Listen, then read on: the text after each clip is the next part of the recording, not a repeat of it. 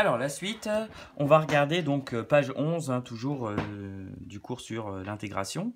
On va regarder l'aire d'un domaine limité par deux courbes. Donc ici, hein, précédemment, on a vu comment calculer l'aire sous la courbe, mais à chaque fois on était borné par l'axe des abscisses. On va voir, par exemple, si là je veux calculer l'aire en jaune, tout simplement, comment est-ce que je peux calculer?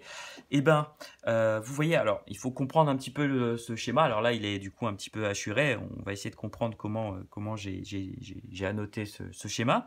Donc vous voyez, moi mon but c'est de calculer l'aire en jaune. Et ben je vais tout simplement dire que, alors vous voyez que l'aire en vert c'est celle en dessous de la courbe de f, hein. Vous voyez que c'est un trapèze en fait ici dans l'exemple, l'aire en vert, donc celle que j'ai hachurée en vert. Donc c'est l'aire sous la courbe de f, donc en fait c'est l'intégrale entre a et b de f de x dx, étant donné que ma fonction f est positive. Et regardez, l'aire ici qui est en rouge, c'est celle sous la courbe de G. Donc, étant donné que c'est l'aire sous la courbe de G, délimitée par l'axe des abscisses et les deux droites d'équation x égale a, x égale b, c'est l'intégrale entre a et b de g de x dx. Et mon aire en jaune, vous serez d'accord pour dire que c'est l'aire en vert moins l'aire en rouge.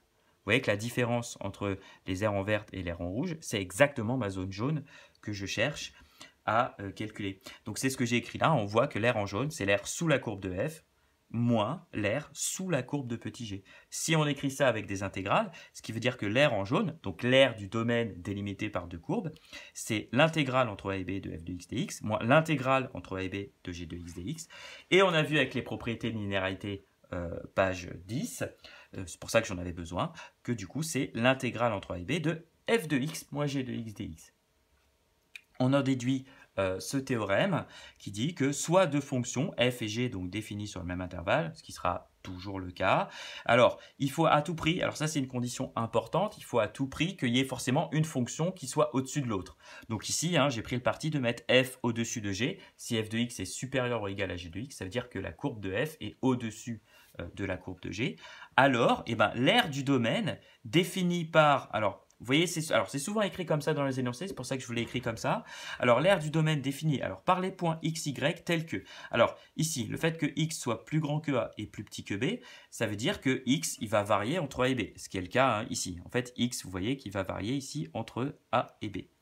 Et y compris entre g de x et f de x, hein, vous voyez pourquoi il faut absolument que f soit plus grand que g, hein, sinon ça n'a pas de sens, ça. Et en fait, c'est tous les points dont l'ordonnée est entre la courbe de g et la courbe de f. Hein. Donc ici, c'est bien, par exemple, l'aire en jaune. Mais c'est comme ça qu'on peut l'écrire, c'est-à-dire avec des abscisses compris entre a et b et des ordonnées compris entre g et f, en fait. Et ce domaine, donc délimité par deux courbes, c'est exactement l'intégrale entre a et b de la fonction f de x moins g de x, c'est-à-dire la plus grande fonction moins la plus petite.